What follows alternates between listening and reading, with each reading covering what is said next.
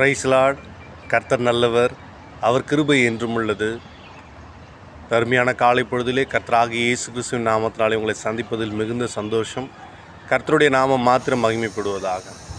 இந்த நாளிலே நாம் தியானிக்க போகிற வசனம் 1 யோவான் 2ஆம் அதிகாரம் 15 17 முடிய ஜீவனுள்ள தேவனுடைய வார்த்தைகள். வசனம் 15. உலகத்திலும் உலகத்தில் உள்ளவைகளிலும் அன்பு கூறாதிருங்கள். ஒருவன் உலகத்தில் அன்பு கூர்ந்தால் அவனிடத்தில் பிதாவின் அன்பு இல்லை. இது 15ஆம் வசனம்.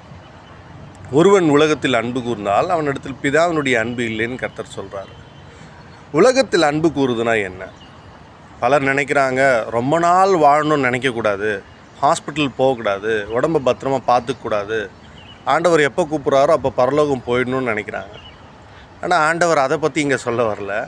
ஆண்டவர் சொல்கிறது என்ன அப்படின்னா, எல்லார் இடத்துலையும் ஒரு அன்பாக இருக்கிற தேவன், நாம் சுகமாய் வளமாய் நிறைவாய் வாழும்படி வாஞ்சிக்கிற தேவனாய் அவர் இருக்கிறார். அவர் நம்மகிட்ட என்ன சொல்கிறாரு அப்படின்னா, அடுத்த வசனத்தை நம்ம படிக்கணும்.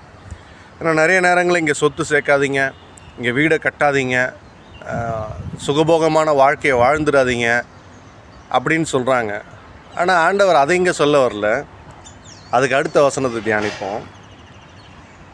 ஏனெனில் மாம்சத்தின் இச்சையும் கண்களின் இச்சையும் ஜீவனத்தின் பெருமையும் ஆகிய உலகத்தில் உள்ளவைகளெல்லாம் பிதாவினால் உண்டானவைகள் அல்ல, அவைகள் உலகத்தினால் உண்டானவைகள். ரொம்ப கிளியர் கட்டாக சொல்லிட்டார். இங்கே ஆப்பிள் சாப்பிட்றது தப்பு, பூமியை விரும்பாதீங்க, மாம்பழம் சாப்பிட்றது தப்பு, பூமியை விரும்பாதீங்க அப்படி சொல்ல வரல ஆண்டவர். அதெல்லாம் நாம் சாப்பிட்டு சுகித்து சுகமாய் அதை அனுபவிக்கணுன்றதுனால ஒவ்வொன்றுத்துக்குள்ளேயும் அநேகமான டேஸ்ட்டெல்லாம் வச்சு கொடுத்துருக்கார். நம்ம மேலே ரொம்ப அன்புள்ள தேவன் அவர். அவர் எல்லாத்துக்குள்ளே எல்லா டேஸ்ட்டும் வச்சுருக்கிறாரு. நமக்கு இன்றைக்கி மெடிசன்ஸ்லாம் உணவே மருந்துன்னு சொல்கிறாங்க, அதெல்லாம் ஏற்கனவே அவர் ரெடி பண்ணிட்டார். எல்லாமே இந்த இயற்கையின் மூலமாய் நான் சாப்பிடக்கூடிய எல்லா காரியங்களையும் கர்த்தர் முன்கூட்டி மனிதனை படைப்பதற்கு முன்பதாகவே படைத்து விட்டார். அப்போ எதை நான் வெறுக்கணும் அப்படின்னா, கண்களின் இச்சை, ஜீவனத்தின் பெருமை, மாம்சத்தின் இச்சை, இந்த காரியங்கள்னால இங்கே கொலை கொள்ளை எல்லா விதமான தவறுகளும் இந்த பூமியில் நடக்குது.